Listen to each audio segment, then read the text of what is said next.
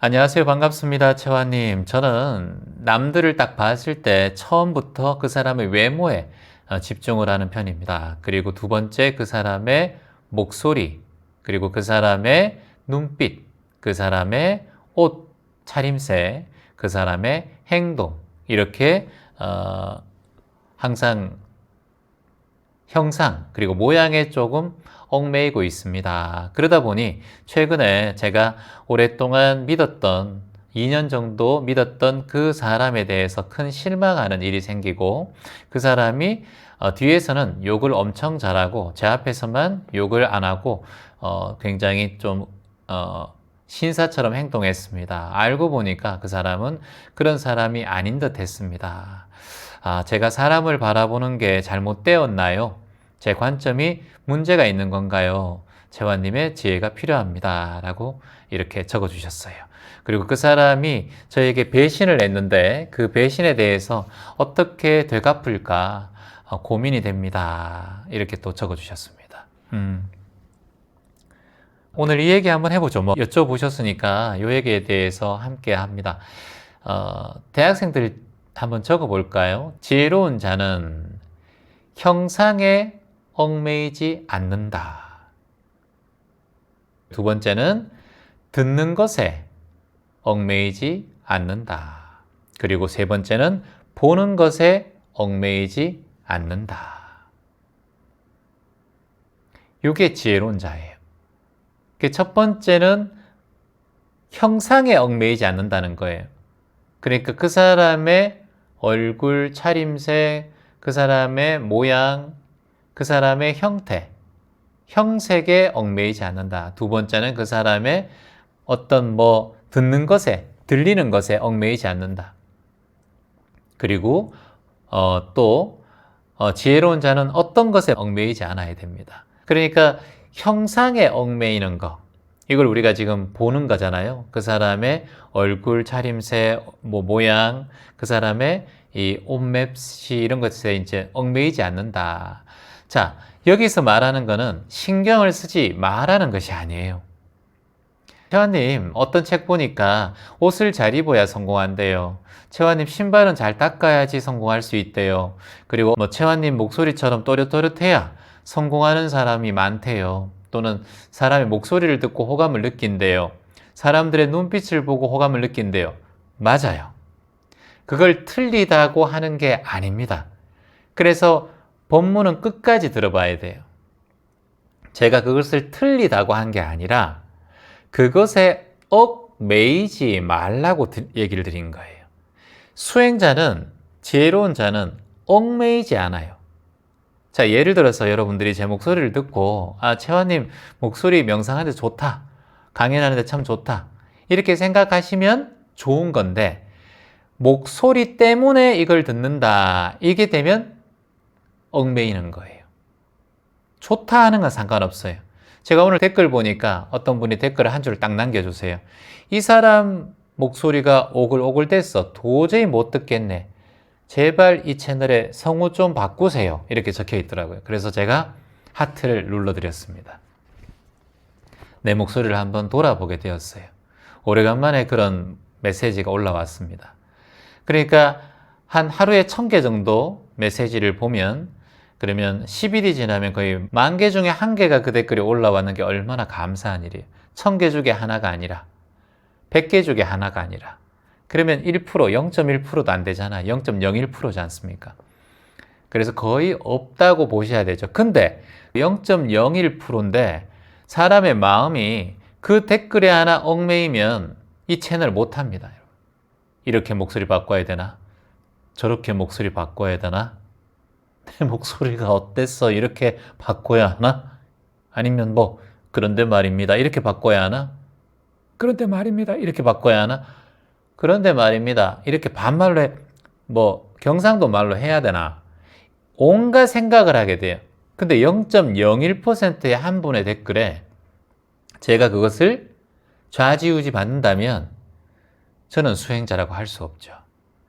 그러면 내가 그 사람의 댓글 하나에 얽매이게 되는 거잖아요.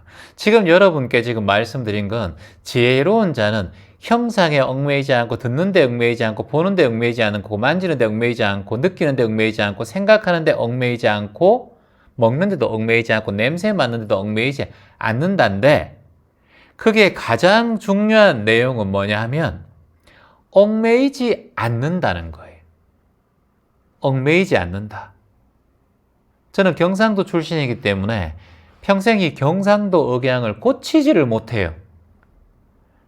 이 경상도의 기질 자체가, 저는 또 경북 청도라는 곳에 꼴짜기에 살았기 때문에 도시가 아니라 완전 촌에 살아가지고 이 어른들의 그 기질이 더 강해요.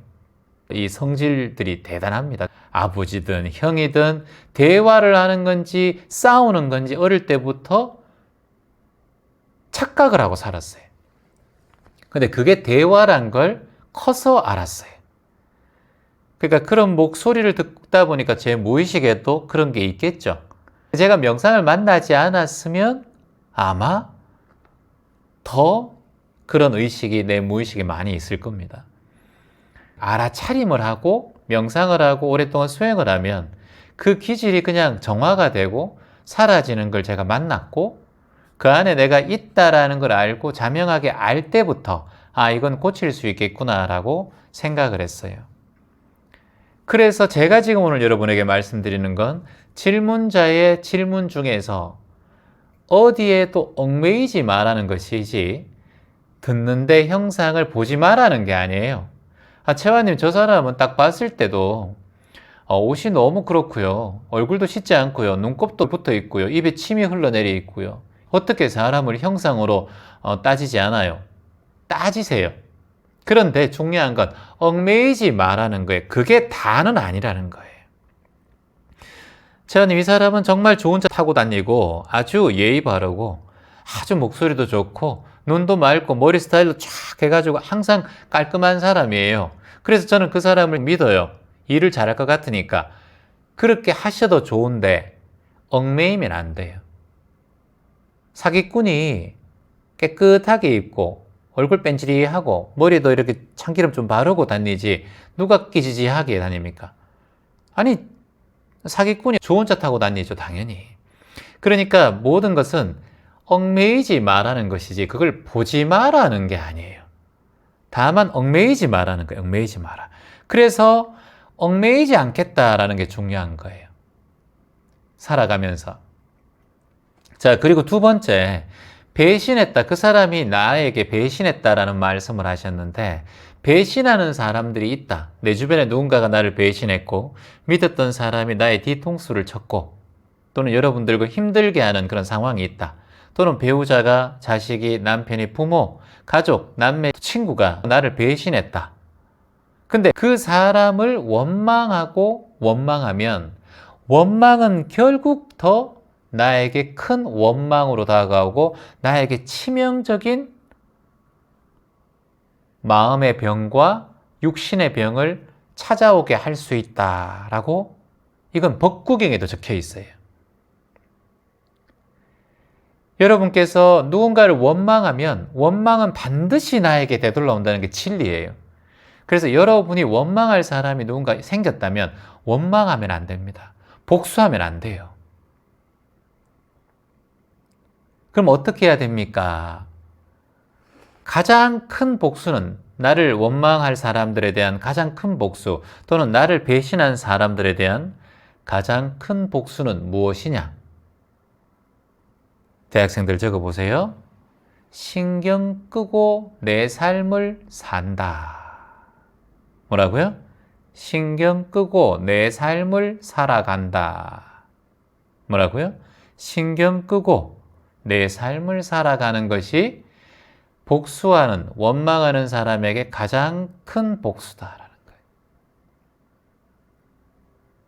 이래야 첫 번째, 내 건강이 회복됩니다. 그리고 두 번째, 원망하는 사람 같은 사람이 다시 내 삶에 오지 않아요. 내가 원망하는 사람을 자꾸 원망하면 그 사람은 내 인생에 떠나간다 하더라도 그 사람하고 비슷한 인간이 내 삶에 찾아와요. 그래서 가장 큰 복수는 신경 끄고 내 삶에 집중한다는 거예요. 신경 끄고 내 삶에 집중한다. 가장 큰 복수는 신경 끄고 내 삶에 집중한다는 거예요. 지금 복수를 하고 싶고 원망을 하고 싶고 이게 내 안에 지금 울분과 원망이 가득 차서 그래요.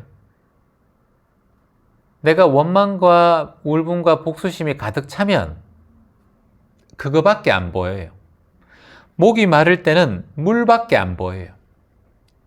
굶어보면 먹을 거, 밥밖에 생각 안 나요. 백수로 놀아보면 일하는 것이 그렇게 감사했다라고 느껴집니다. 제가 혹시나 이렇게 법문을 여러분과 하다가 자주 하지 않는다. 그때는 이 법문이 참 내 인생에 참 작은 힘이 됐구나. 이거 없으니까 채원님 안 하니까 방송을 안 하니까 좀 헛헛하네? 이런 마음이 들 수가 있어요. 지금은 저희가 7년 동안 계속 하고 있기 때문에 그런 마음이 적게 들고 이러다가 일주일에 한 번 하면 일주일에 2번 할 때가 좋았는데 이럴 수도 있고요. 한 달에 한 번 하면 또 일주일에 한 번 할 때가 좋았을 걸 이렇게 얘기합니다. 우리가 몸이 아파봐야 건강이 가장 큰 재산이란 걸 눈뜨게 되잖아요. 아프지 않고는 몰라요. 항상 내가 건강할 때는 병원 가지 않을 때는 의료보험이 아깝다고 하죠. 실비보험 넣는 게 아깝다고 하잖아요. 병원 안 가는 사람은. 근데 병원 자주 가는 사람은 실비보험이나 의료보험 덕분에 병원 가는 것이 수월하다고 말씀하세요. 우리가 그 사람이 상대방이 떠나고 난 다음에야 그 상대방이 소중한 줄 알고 내가 있던 물건들도 잃어버리고 분실되어 보면 작은 것도 소중하다는 것을 알게 됩니다. 이별해봐야 그 옆에 있던 사람이 소중한 줄 알고 시간이 흐르고 지나가 봐야 지금 여러분께서 아픔과 고통과 괴로움이 있다 하더라도 이 아픔과 고통과 괴로움이 영원하지 않거든요. 무상하거든요. 결국엔 흘러가거든요. 근데 흘러가지 않을 것 같이 힘든 상황이 지금 내 앞에 왔다 하더라도 지나고 보면 압니다. 이 괴로움이 결국은 추억이 되고 기억이 될 뿐이라는 것을. 그런데 지금 힘든 건 어쩔 수 없어요. 누구나 인간은 지금 힘든 순간이 찾아오니까. 그런데 인간으로서 깨달아야 할 것은 무엇이냐? 어떠한 고통도 이 또한 지나가리. 자, 3번 얘기해 보겠습니다. 이거는 같이. 어떠한 고통도 이 또한 지나가리. 어떠한 고통도 이 또한 지나가리. 어떠한 고통도 이 또한 지나가리. 자, 그리고 내가 지금 무탈하게 이 일상이란 거 있죠, 여러분. 오늘 여러분들 일상을 보내셨어요. 아무런 탈 없이 하루를 보내고 지금 저희와 함께 유튜브라는 귀점명상대학의 수업을 같이 함께 하고 있어요. 서로의 이름을 부르고 희망입니다라고 얘기하고 서로의 가끔씩 그 사진으로 또는 귀점명상대학 줌 수업으로 보았던 얼굴들을 가끔씩 생각하면서 댓글을 달고 있습니다. 자, 이게 일상이에요. 근데 이게 불행해지면 어떤 고난이 오면 어떤 아픔이 오든가 내가 감기라도 걸려서 이 방송을 듣지 못하든가 내가 어디 문제가 생겨서 유튜브가 안 되는 곳에 갔다든가 또는 내가 지금 일상생활 속에 하다가 갑자기 몸이 크게 아프다든가 그렇게 되면 어떻게 되겠어요? 지금 원래 일상인 이 삶들이 더없이 행복한 삶이었구나라는 걸 눈뜨게 돼요. 그래서 불행한 것이 곧 행복을 재발견하는 원인이 돼요. 그래서 여러분께서 지금 불행하고 힘든 상황이 곧 나에게 행복의 파도가 일렁이고 다시 나에게 행복이 찾아오는 터닝 포인트라는 걸 잊지 않으셔야 돼요. 자, 이해되십니까?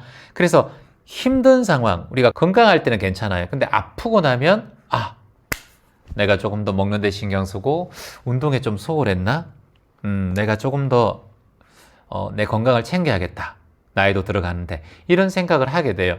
근데 항상 건강했던 사람은 자신의 건강에 대해서 자만하고 그것에 대해서 관리를 하지 않아요.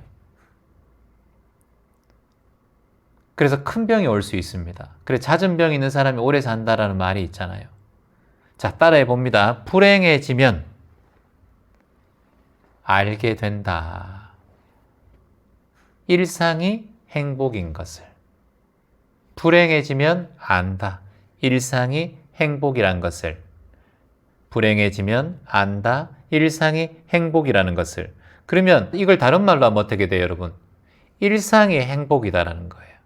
불행해지기 전에 일상을 행복으로 눈 떠라는 거예요. 지금 매일매일 일상이 행복이다. 지금 매일매일 일상이 행복이다.